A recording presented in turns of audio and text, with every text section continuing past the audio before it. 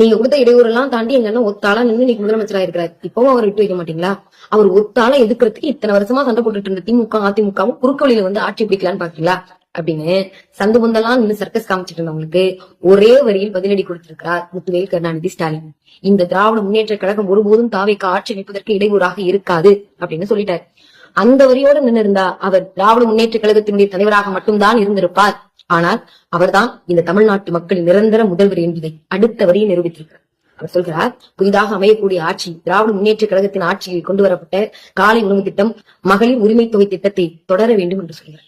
மாசம் 2500 ரூபாய் கொடுக்குறேன்னு சொன்னீங்க, ஒருவேளை அது கடினமா இருந்தா நாங்க கொடுத்த 1000 ரூபாயாவது நீங்க கொடுங்க அப்படின்னு சொல்றாரு.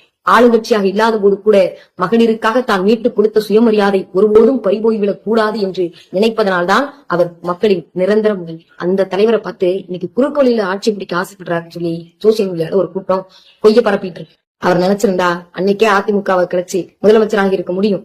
அன்னைக்கு ஜெயலலிதா அவர்கள் மறைவின் போது அதிமுக பிளவுபட்டு கிடந்தது. 18 எம்எல்ஏக்கள் தகுதி நீக்கம் செய்யப்பட்டார். ஓபிஎஸ்ஆ இபிஎஸ்ஆ செங்கோட்டையானை எத்தனையோ சிக்கல்கள் வந்தது. ஆனா அதையெல்லாம் பயன்படுத்தி ஒரு முதலமைச்சரா வரணும்னு நினைக்கல. இவ்வளவு சிக்கல் இருக்கு அதிமுக, திமுக எதுவும் பண்ணாதான்னு ஒட்டுமொத்த தமிழ்நாடு திரும்பி பார்த்தப்பையும் இந்த முத்துவேல் கருணாநிதி ஸ்டாலின் ஒருபோதும் குறுக்கு வழியில் முதலமைச்சராக மாட்டேன் என்று ஜனநாயக முறைப்படி இடைத்தேர்தல் செய்தார். 2021 தேர்தலை சந்தித்து முறையாக முதலமைச்சரானார் முத்துவேல் கருணாநிதி ஸ்டாலின். அவரா பதவிக்கு ஆசைப்பட்டவரு, அவரா குறுக்கு வழியில ஆட்சி பிடிக்க ஆசைப்பட்டவரு. இப்படி சோசியல் மீடியால வெறும் பொய்ய மட்டுமே பரப்பி இன்னைக்கு இந்த இடத்துல இருந்து நிக்கிறீங்க.